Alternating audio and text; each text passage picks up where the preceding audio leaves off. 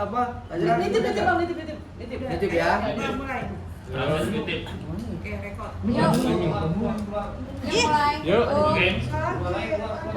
Ayo. Yuk, mulai. Go. Ya, jadi baik, selamat sore ya rekan-rekan media.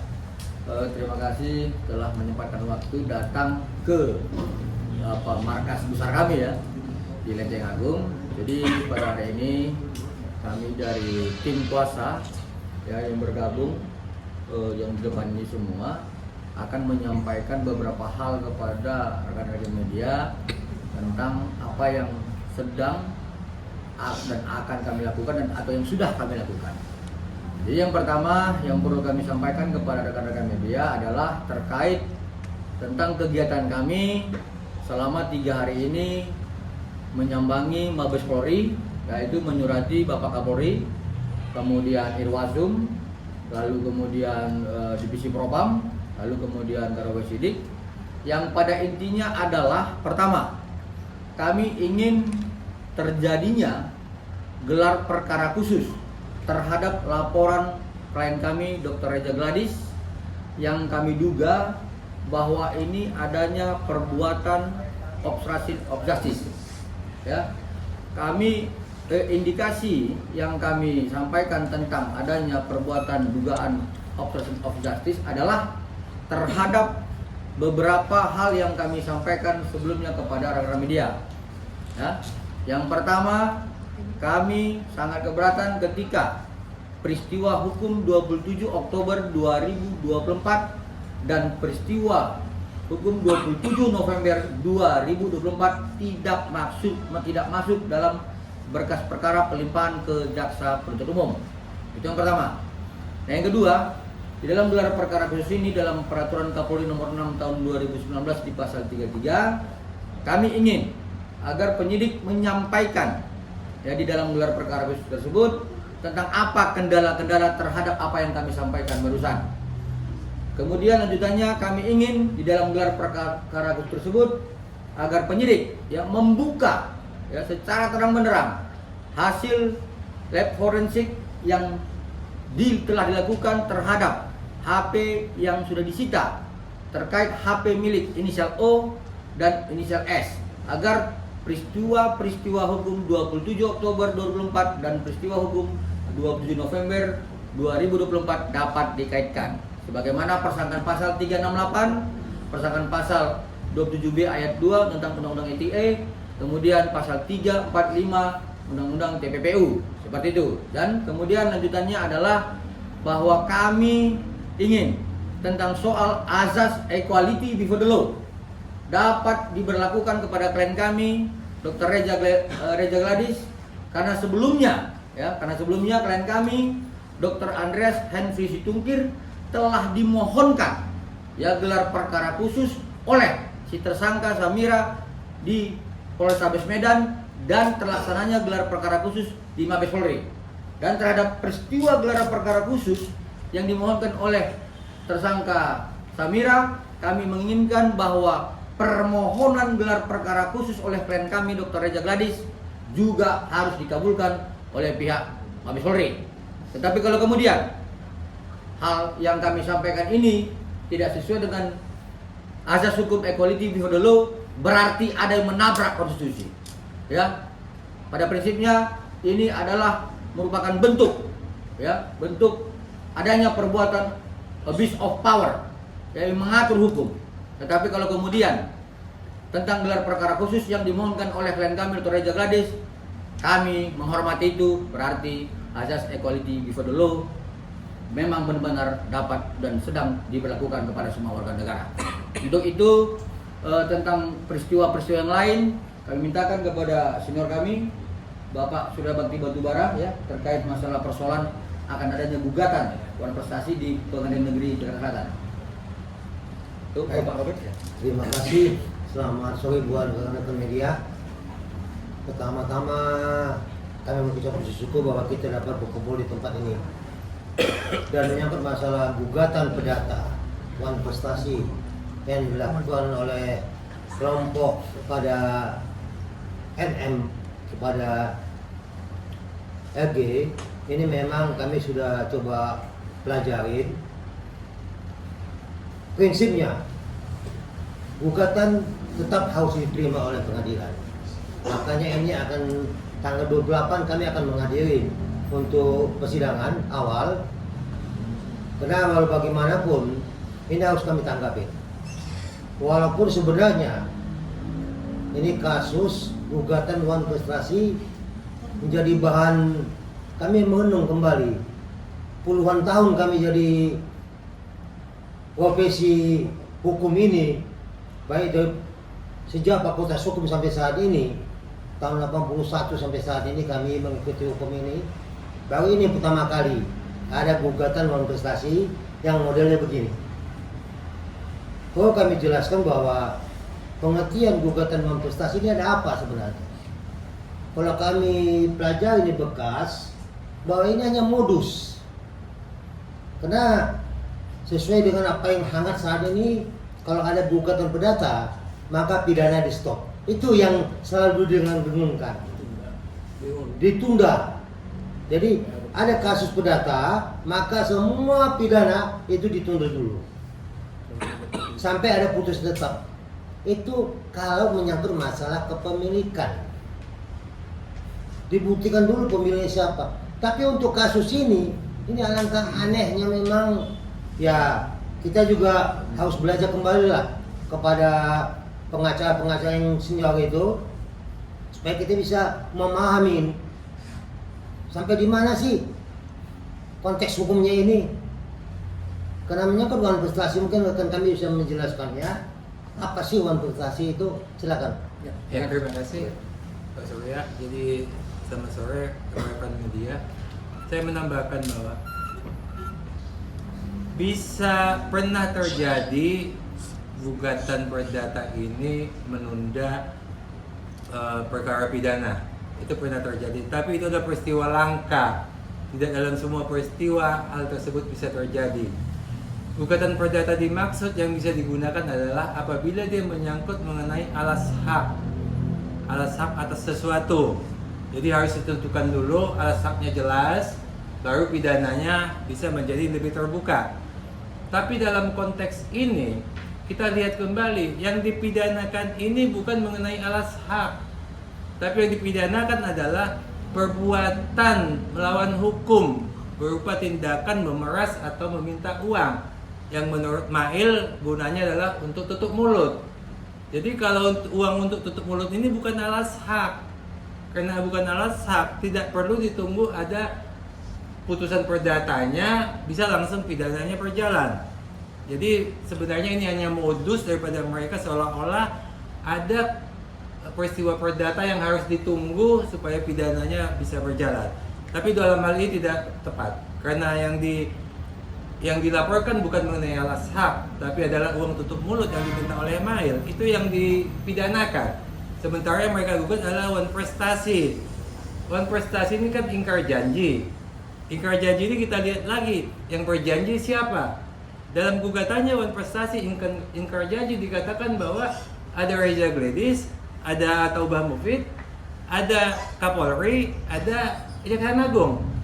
Pertanyaannya, apakah benar Kapolri sama Kejaksaan Agung ikut waktu membuat perjanjian? Nah, kalau nggak ikut Kapolri sama Kejaksaan Agung membuat perjanjian, kenapa dimasukkan dalam gugatan Wan Prestasi? Modusnya kelihatan, ya. Di sini jelas kelihatan modusnya. Jadi dalam hal ini kita berharap kepada pihak kepolisian supaya kasus ini jangan terganggu oleh adanya gugatan Wan Prestasi ini.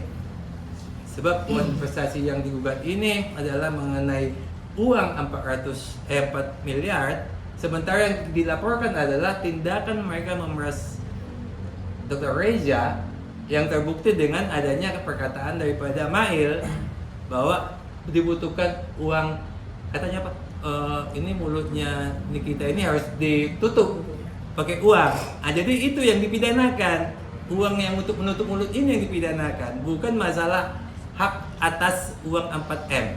Jadi kita berharap supaya pihak kepolisian mengabaikan saja masalah Wan Prestasi ini Tidak apa-apa, biarlah perkara perdatanya tetap jalan, tapi perkara pidananya tetap dilaksanakan sebagaimana mestinya. Demikian mungkin teman saya yang pertama. Baik, buat saya. Terima kasih jawab. Dok, cukup? Oke.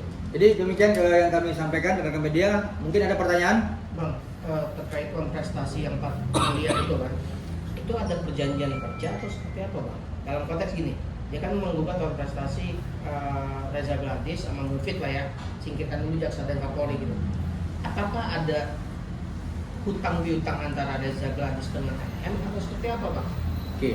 Ini salah satu media yang menguji ilmunya Sebenarnya masalah ini bukan ada utang piutang, tidak. Ini sesuai dengan dijelaskan oleh rekan kami tadi. Ini uang tutup mulut, maka ini dilaporkan pidananya. Jadi ini yang diangkat menjadi suatu perjanjian lisan, seakan-akan ada perjanjian kesepakatan. Sebenarnya kesepakatan yang halal, oke, ini kan tidak halal. Kalau ada kesepakatan halal, memang ada perjanjian utang piutang atau pinjam meminjam, itu bisa langsung gugat uang prestasi. Ini tidak. Ya enggak, yang maksud saya kan 4 miliar ini berarti dengan kita menggugat uang prestasi berarti bahwa adanya perjanjian kerja terkait uang 4 miliar itu. Makanya saya bertanya, apakah dari pihak Reza Gladys sendiri ada perjanjian kerja dengan kita terkait uang 4M itu? Itu begini, ya, masalah uang 4M ini, itu kan nanti masih kita lihat di dalam persidangan seperti apa. Adakah betul ada perjanjiannya? Apakah dalam perjanjian itu sudah ditulis 4M-nya? Apa hanya disebutkan saja? Tapi yang saya katakan tadi, ini yang di LP kan dibuat laporan polisinya bukan masalah uang 4 miliar. Bukan uang 4 miliar. Tapi uang tutup mulut yang diminta itu yang dipidanakan. Jadi tolong dipisah. Jangan sampai uang 4M ini disangkut pautkan dengan uang tutup mulut. Kalaupun ada, seandainya betul ada 4 miliar dijanjikan, ya nanti dikasih kalau memang itu betul ada. Di perdatanya kita kasih kalau memang betul ada. Tapi untuk tutup mulutnya yang jadi permasalahan. Jadi jangan nanti gara-gara perjanjiannya ada tidak ada, uang tutup mulut ini di stop di kepolisian. Itu yang kita nggak mau. Tetap jalan ke kepolisian uang tutup mulutnya. Kalau 4M-nya dia nanti betul bisa memenangkan perkara perdatanya, kita kasih 4M-nya, nggak ada masalah. Ya. Bang, sejauh ini kan kejaksaan tetap bilang P19 ya dari pihak kepolisian. Tapi yang terbaru ini kan belum ada update nih dari kejaksaan. Dari pihak kamu sendiri sudah terima salinannya terkait P19 atau seperti apa? Kabar terbaru dari kejaksaan? Ya jadi begini, kalau soal P19 itu antara penyidik dan jaksa penuntut umum itulah merupakan kewenangan mereka. Tetapi secara koordinasi kita bisa melakukan koordinasi. Nah jadi informasi yang kami peroleh terakhir ya, juga rekan-rekan media juga mengetahuinya melalui Kasipenkum bahwa pelimpahan dari penyidik ke jaksa penuntut umum itu mulai di tanggal 5 Mei. Dan kemudian untuk lanjutannya kami belum mendapatkan informasi apapun dari jaksa penuntut umum. Yang pasti kami juga belum mendapatkan informasi bahwa saksi U dan saksi S sudah dipanggil oleh penyidik Polda Metro Jaya. Artinya ya kalau dugaan kami ya kembali kepada bahwa ada niat ya, dugaan kami ya kembali ada niat penyidik tidak memenuhi petunjuk jaksa secara utuh. Artinya ada perbuatan dugaan obstruction of justice seperti yang kami sampaikan tadi. Sehingga kemudian upaya kami seperti itu. Ya kalau memang ada pelanggaran kode etik, pelanggaran dugaan tindak pidana, ya kami minta Bapak Kapolri melakukan kewenangannya terhadap atasan pimpinan penyidik. Karena apa? Tidak mungkin dong penyidik bawahan itu berani melakukan tanpa seizinnya. Seperti itu. Berarti ada dugaan penyidik sengaja mengulur waktu agar kita masa penahanannya bisa terus seperti apa? Saya lebih ekstrim. Kalau saya bilang ini dugaan saya adalah berupaya untuk tidak memenuhi petunjuk jaksa. Seperti itu. Ya. Kemudian untuk menambahi tadi tentang perjanjian, gila aja lah kalau ada klien kami berjanji kepada orang yang memeras. Nggak mungkin ah. Ini dia dipaksa, ditakut-takuti, produknya direview, dijelek-jelekin. Ya artinya kemudian diancam, kemudian ada yang penghubungnya inisial O disuruh bayar biar NN tutup mulut seperti dikatakan senior kami tadi. Nah kan gila nanti kalau kemudian ini menjadi sebuah gugatan prestasi. Ya kan lucu. Masa ada orang yang ditekan, diancam, kemudian sepakat membuat perjanjian, lalu kemudian ada di situ saksi ya sebagai tergugat Kapolri Kejagung, aneh. Jadi Justru yang kembali itu mestinya kami menggugat. iya. Kita kan Kami, kreditur. kami nunggu dulu kepada pidananya, kami akan lakukan gugatan nantinya. Sejauh ini respon Reza Gladys apa bang digugat perdata? Ya justru respon klien kita ini sangat tidak terima gitu loh. Kalau berbicara masalah perikatan kan klien kita ini sebagai kreditur. Dia bingung dan saya juga udah berdiskusi pada senior saya udah puluhan tahun beracara nggak pernah melihat ada wanprestasi seperti ini gitu. Masa kreditur yang juga wanprestasi oleh debitur? Kalau ada perjanjian itu, nah ini nggak ada perjanjian, lalu digugat. Baru yang saksinya adalah tergugat satu, Kapolri dan Kejagung. Luar biasa kalau majelis hakim memutuskan bahwa Kapolri dan Kejagung sepakat membuat perjanjian di antara itu, gitu ya? Oke, yang lain? Tapi kan bang udah ada jadwal sidang di tanggal 28 itu. Iya. Seperti kami jelaskan dari awal, bahwa yang namanya gugatan ke pengadilan, pengadilan tidak boleh menolak. Wajib. Wajib menerima gugatan dan inilah prosesnya tanggal 28. Kali kita buktikan apakah benar ini wanprestasi. Untuk kesiapan Dr. Reza Gladys sendiri bang menghadapi di tanggal 28 nanti. Oh, ini siapa nih? Itu udah siap kita udah itu kalau itu. Justru terbalik kita yang mau menggugat sebenarnya. Uang 4M loh masuk ke sana. Akan hadir bang Dr. Reza Gladys besok di tanggal 28. Kalau itu tahap pertama pasti mediasi. Rekan-rekan senior lah nanti yang Mungkin kota pertama ini mungkin cukup kami sebagai kuasa hukumnya. Karena tingkat awal persidangan biasanya kuasa hukum. Kecuali ditentukan waktu mediasinya nanti, ya bisa saja dihadirkannya pihak prinsipal di situ. Oke, yang lain? Berarti ada rencana gugat perdata juga? nanti kalau sudah putus pidananya, Udah ingkrah. Sudah putus pidana ini baru akan gugat perdata NM ya? itu namanya PMH. Itu jelas, karena ada landasan hukumnya.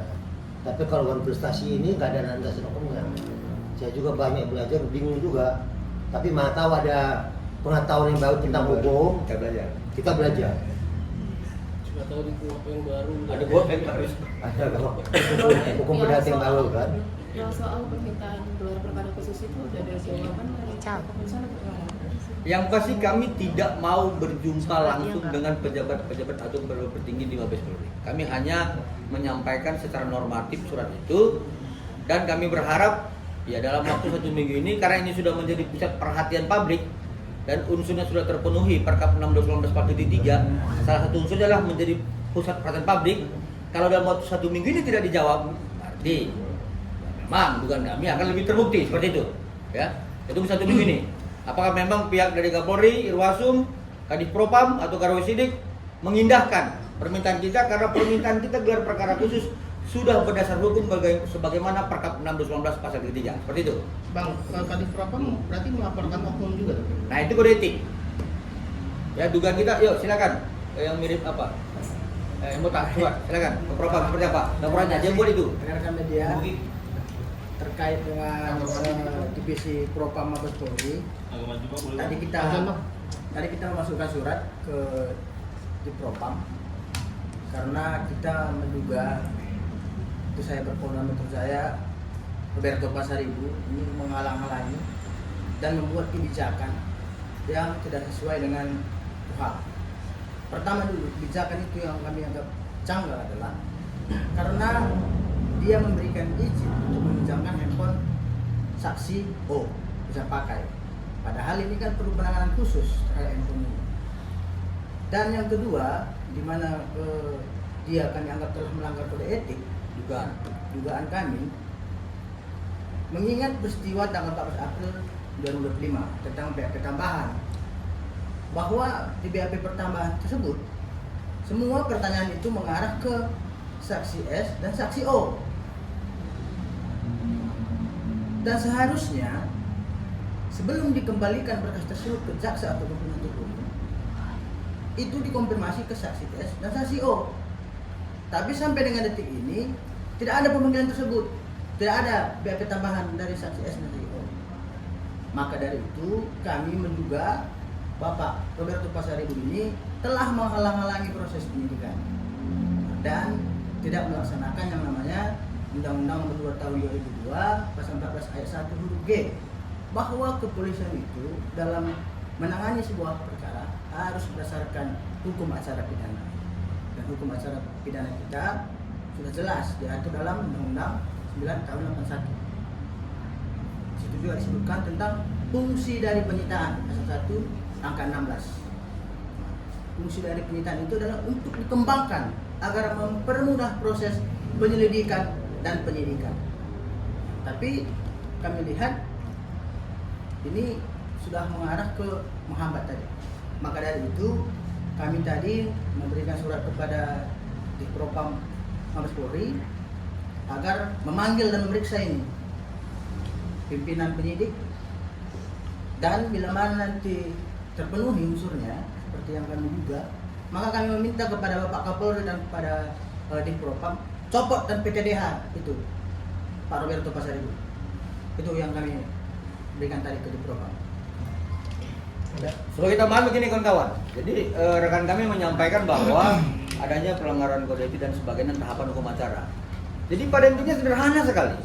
Tanggal 1 Desember 2024 klien kami melaporkan 4 orang. Inisial O, inisial S, inisial IM dan inisial NM. Dan kemudian tanggal 3 Desember 2024 kembali klien kami membuat laporan polisi. Ya, yang dilaporkan adalah inisial NM, inisial IM, dan inisial O. Ya, terhadap pengaduan tadi dan terhadap LP tadi yang 1 Desember dan 3 Desember ada 4 peristiwa. 27 Oktober, 13 November, 14 November, dan 27 November. Ternyata ini tidak dilakukan pendalaman penyidikan. Kalau memang yang diadukan oleh klien kami dan dilaporkan oleh klien kami memang tidak terbukti unsurnya dan tidak terpenuhi alat buktinya, ya informasikan kepada klien kami melalui CP2HP. Seperti itu. Tetapi sampai sekarang kami tidak mendapatkan penjelasan dari pihak penyidik. Ya, jadi itulah rencana yang sudah kami lakukan dan yang sedang kami lakukan dan yang akan kami lakukan. Ya, demikian kawan-kawan ya. Ada pertanyaan lagi? Ya, Bang. Cukup? Terima kasih.